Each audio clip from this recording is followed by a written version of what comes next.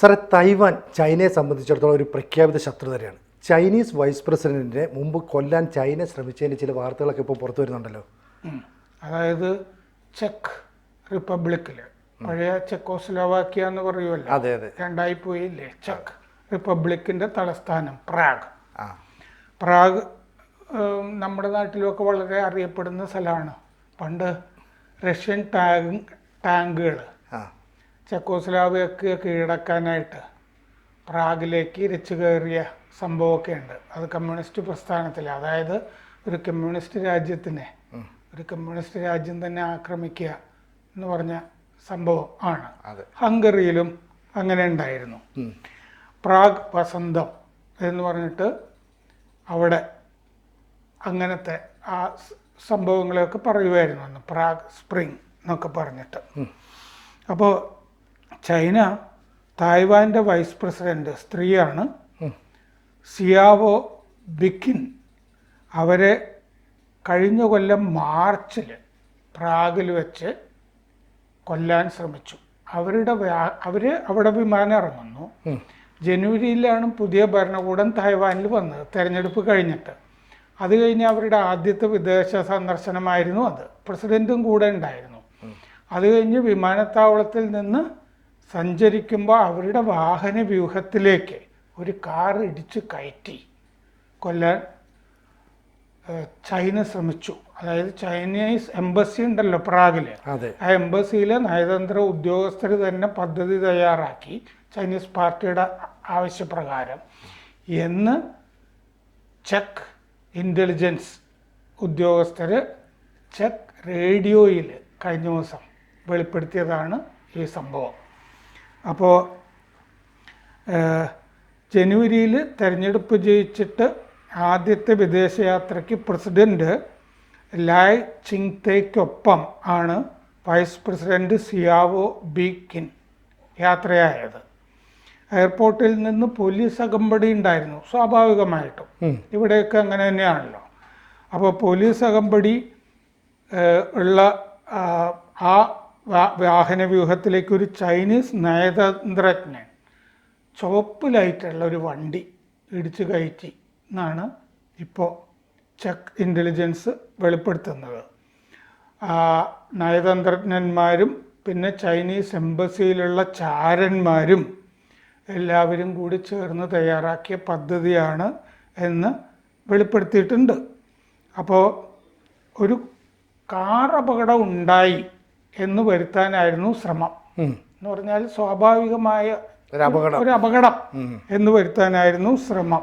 Staging A car crash എന്ന് പറഞ്ഞിട്ടുണ്ട്. അപ്പോൾ ഈ വിവരം ചെക്ക് ഇൻ്റലിജൻസ് വെളിപ്പെടുത്തിയതിൻ്റെ പിന്നാലെ ചൈന എത്രയൊക്കെ ശ്രമിച്ചാലും ഞാൻ വഴങ്ങില്ല, ഞാൻ രാജ്യാന്തര തലത്തിൽ ചൈനയെ എക്സ്പോസ് ചെയ്തുകൊണ്ടിരിക്കും എന്ന് വൈസ് പ്രസിഡന്റ്, തായ്വാൻ്റെ വൈസ് പ്രസിഡന്റ് സിയാവോ പറഞ്ഞിട്ടുണ്ട്. ചെക്ക് റിപ്പബ്ലിക് കൊടുത്ത സുരക്ഷയ്ക്ക് നന്ദിയും പറഞ്ഞു അവരിന്നലെ. കാരണം എന്താണെന്ന് വെച്ച് കഴിഞ്ഞാൽ ചൈന ഇങ്ങനെ ശ്രമിക്കുന്നു എന്നുള്ള വിവരം ചെക്ക് ഇൻ്റലിജൻസിന് കിട്ടിയിരുന്നു. എന്നിട്ട് അവർ ഈ പരിപാടി പൊളിക്കുകയായിരുന്നു അന്ന്. അതായത് ഒരു കൊളിഷൻ ഉണ്ടാക്കാൻ, ഇങ്ങനെ രണ്ട് കാറുകൾ തമ്മിൽ കൂട്ടിയിടിച്ചു എന്ന് വരുത്താനുള്ള ശ്രമമുണ്ട് എന്നുള്ള വിവരം കിട്ടിയിരുന്നു. അപ്പോൾ വ്യാഴാഴ്ച ചെക്ക് റേഡിയോ ഇറോഷിയാസ് ആണ് ഇത് വെളിപ്പെടുത്തിയത്. ഇറോഷിയാസിനോട് ഒരു അവിടുത്തെ ഇൻ്റലിജൻസ് ഓഫീസർ ആണ് സംസാരിച്ചത്. അപ്പോൾ എന്ന് പറഞ്ഞാൽ അത് ആരാണെന്നൊക്കെയുള്ള രഹസ്യമൊന്നുമല്ല. ചെക്ക് military intelligence director Peter Bartovsky ആണ് സംസാരിച്ചത്.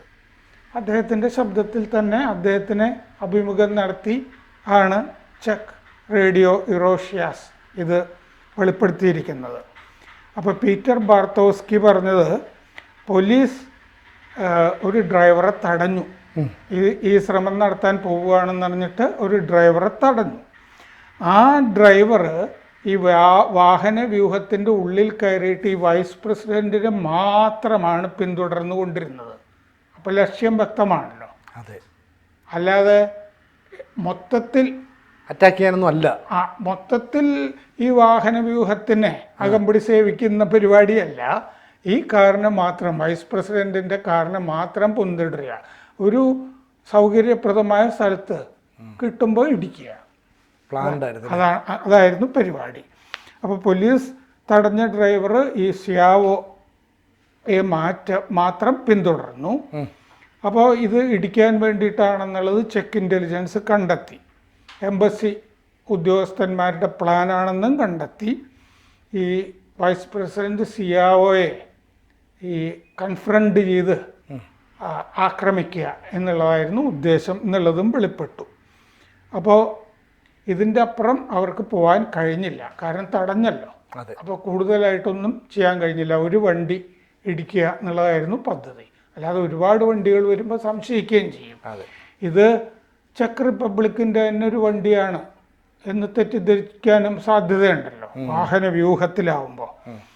അപ്പോൾ ഈ നടന്ന സംഭവം വിയന്ന കൺവെൻഷന് എതിരാണ് എന്ന് തായ്വാനും ചെക്ക് റിപ്പബ്ലിക്കും പറഞ്ഞിട്ടുണ്ട്.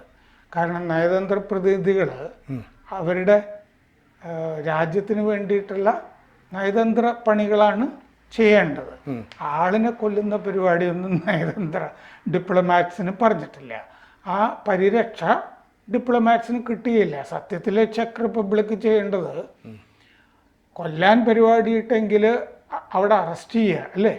അറസ്റ്റ് ചെയ്ത് മുന്നറിയിപ്പ് കൊടുക്കുക, വിയന്ന കൺവെൻഷൻ ലംഘിച്ചതാണ്. പക്ഷെ അറസ്റ്റ് പരിപാടിയിലേക്കൊന്നും പോയിട്ടില്ല. ചിലപ്പോൾ ഡിപ്പോർട്ട് ചെയ്തിട്ടുണ്ടോ എന്ന് നമുക്കറിയില്ല.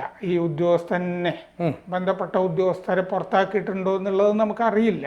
ചിലപ്പോൾ ഇപ്പോൾ വെളിപ്പെടുത്തിയത് ഇനിയുള്ള നടപടികളിലേക്ക് കടക്കാൻ വേണ്ടിയിട്ടും ആകാം. ഇനി പുറത്താക്കാനും വിയന്ന കൺവെൻഷനെതിരാണെന്ന് പറയാനും ഒക്കെ വേണ്ടിയിട്ടായിരിക്കും. ഇപ്പോൾ കഴിഞ്ഞ കൊല്ലം മാർച്ചിൽ നടന്ന സംഭവമാണ് ഇപ്പോഴാണ് വെളിപ്പെടുത്തുന്നത്. കഴിഞ്ഞ ദിവസമാണ് വെളിപ്പെടുത്തുന്നത്. അപ്പോൾ കഴിഞ്ഞ ദിവസം തായ്വാൻ ഇതിനെ അപലപിച്ചിരുന്നു. ഈ ചൈന കുറേ നാളായിട്ട് ഈ തായ്വാൻ നിലവിൽ വന്നത് മുതൽ ഒരു സ്വന്തം റിപ്പബ്ലിക്കായി നിലവിൽ വന്നത് മുതൽ ചൈന തായ്വാനെ ലക്ഷ്യം വെക്കുന്നുണ്ട്. ചൈന പക്ഷേ ഇത് നിഷേധിച്ചിട്ടുണ്ട്. ഞങ്ങളിങ്ങനെയൊന്നും ചെയ്തിട്ടില്ല. ചെക്ക് സർക്കാർ ചൈനയുടെ ആഭ്യന്തര കാര്യത്തിൽ ഇടപെടുകയാണ് എന്ന് ചൈന ആരോപിച്ചു. എങ്ങനെ കൊല്ലാൻ ശ്രമിച്ച കാര്യം പുറത്തു പറയുമ്പോൾ അത് ആഭ്യന്തര കാര്യം ആകുന്ന എങ്ങനെയാണ്? ചെക്ക് റിപ്പബ്ലിക്കിന്റെ ആഭ്യന്തര കാര്യത്തിൽ ചൈന ഇടപെടുകയല്ലേ ചെയ്തത്, അല്ലേ? അവിടെ വന്നൊരു വിശിഷ്ടാതിഥിയെ കൊല്ലാൻ ശ്രമിക്കുന്നത് വഴി ചെക്ക് റിപ്പബ്ലിക്കിന്റെ ആഭ്യന്തര കാര്യത്തിൽ ഇടപെടുകയാണ് ചൈന ചെയ്തത്. തിരിച്ചാണ്. മാത്രമല്ല ഈ വൈസ് പ്രസിഡന്റ് സിയാവോ ഒരു വിഘടനവാദിയാണ്. അവര് വലിയ രാഷ്ട്രീയമൊന്നും കൈകാര്യം ചെയ്യുന്ന സ്ത്രീയല്ല, വിഘടനവാദിയാണ്. അതുകൊണ്ട് ചൈനയ്ക്കെതിരെ ചൈന വിരുദ്ധമായ കാര്യങ്ങളൊക്കെ ഇങ്ങനെ പറഞ്ഞുകൊണ്ടിരിക്കും. ഇവരെല്ലാം കൂടി ഉണ്ടാക്കുന്ന തിരക്കഥയാണ് എന്ന് ചൈന ആരോപിക്കുന്നുണ്ട്. ശരിക്കും പറഞ്ഞാൽ ഈ തൈവാൻ എന്ന് പറയുന്ന ഒരു പ്രഖ്യാപിത ലക്ഷ്യമാണല്ലോ ചൈനയുടെ. അപ്പോൾ എത്ര അവസരം കിട്ടിയാലും അതിനെ കൃത്യമായിട്ട് ഉപയോഗപ്പെടുത്താനായിട്ട് അവർ ശ്രമിക്കും. ഇനിയെങ്കിലും ഈ ചൈന അവരുടെ ലക്ഷ്യത്തിൽ നിന്ന് പിന്മാറുമെന്ന് നമുക്ക് പ്രതീക്ഷിക്കാനും പറ്റില്ലല്ലോ. പറ്റില്ല. എന്താണെന്ന് വെച്ചാൽ നമ്മൾ വേറൊരു ചർച്ച ഇവിടെ ചെയ്തിരുന്നതാണ്. അതായത് അടുത്ത കാലത്ത് ഈ ഒരു മാസത്തിൽ തന്നെ 247 തവണ വിമാനങ്ങൾ തായ്വാന് ചുറ്റും പറന്നതായിട്ട് റിപ്പോർട്ടുകൾ വന്നിട്ടുണ്ട്. ചൈനയുടെ കപ്പലുകളൊക്കെ അപ്പുറത്ത്, അതായത് തായ്വാനെ ആക്രമിക്കത്തക്ക വിധത്തിലൊക്കെ അപ്പുറത്തൊക്കെ മാറി സന്നാഹങ്ങളൊക്കെ ഒരുക്കുന്നതായിട്ടും വാർത്ത വരുന്നുണ്ട്. അപ്പോൾ അങ്ങനെ വരുമ്പോൾ അമേരിക്ക വെറുതെ ഇരിക്കില്ലല്ലോ. അപ്പോൾ സൗത്ത് ചൈന സീയിലേക്ക് അമേരിക്കൻ യുദ്ധക്കപ്പലുകളൊക്കെ ഈ സന്നാഹങ്ങൾ കണ്ടിട്ട് വന്നിട്ടുണ്ട്. അവരുടെ സംയുക്ത അഭ്യാസങ്ങൾ ഫിലിപ്പീൻസുമൊക്കെയായി ചേർന്ന് നടത്തിയിട്ടുമുണ്ട്. പിന്നെ കഴിഞ്ഞ കൊല്ലം നാൻസി പെലോസി, അന്ന് സ്പീക്കറായിരുന്ന അവരും സംഘവും തായ്വാനിൽ എത്തുകയൊക്കെ ചെയ്തിരുന്നു. അപ്പോൾ അമേരിക്കയുടെ ഒരു സംരക്ഷണം തായ്വാൻ എപ്പോഴും ഉണ്ട്. അപ്പോൾ അത് കിട്ടും. അതുകൊണ്ടാണ് ഇടയ്ക്കിടയ്ക്ക് ഈ ഫ്ലയേഴ്സ് എന്ന് പറയുക, അതായത് മിസൈലൊന്നും അയക്കില്ലെങ്കിലും ചുറ്റും ഈ പൂത്തിരി കത്തിക്കുന്ന പരിപാടിയൊക്കെ ചൈന ചെയ്യാറുണ്ട്. പേടിപ്പിക്കുന്ന പരിപാടിയൊക്കെ ചുറ്റും വിമാനങ്ങൾ, മറ്റേ കപ്പലുകൾ ഒക്കെ. അത് ഇപ്പം ഇത്തിരി കൂടിയിട്ടുണ്ട്. കാരണം 2030 ആവുമ്പോൾ തായ്വാൻ ചൈനയുടെ ഭാഗമായിരിക്കണം.